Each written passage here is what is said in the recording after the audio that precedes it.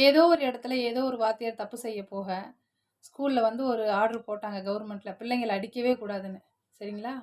இந்த என்னைக்கு வந்து பிள்ளைங்கள அடிக்கிறது அந்த வாத்தியார்லாம் நிப்பாட்டுற மாரி ஒரு சட்டம் கொண்டு வந்தீங்களோ, அன்னைக்கு வந்து இந்த தப்பான பிள்ளைகள் வளர ஆரம்பிச்சாங்க. ஏன்னா வீட்ட விட பள்ளிக்கூடத்துல தான் வந்து ஒழுக்கத்த நெறைய பிள்ளைக கத்துக்கிட்டாங்க.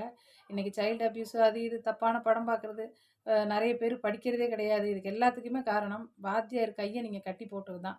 அன்னைக்கெல்லாம் அடி அடி வாங்கி தான் படிச்சாங்க. அதனால தான் இன்னைக்கு நெறைய பொறுப்புகள்ல அ அக்கறையோட சமுதாய அக்கறையோட இருக்காங்க. குடும்ப அக்கறையோட இருக்காங்க.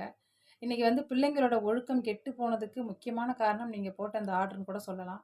ஏதோ ஒரு வாத்தியாரு, எந்த வாத்தியாரோ, ஒரு வாத்தியார் ஒரு பிள்ளைய அடிச்சு கொடுமைப்படுத்தி செத்து போயிட்டுங்கிறதுனால இந்த சட்டத்த கொண்டு வந்துட்டாங்க. அடி உதவுற மாரி அண்ணன் தம்பி கூட உதவ மாட்டான்னு சொல்லுவாங்க. ஆனா எனக்கு கஷ்டமா இருக்கு.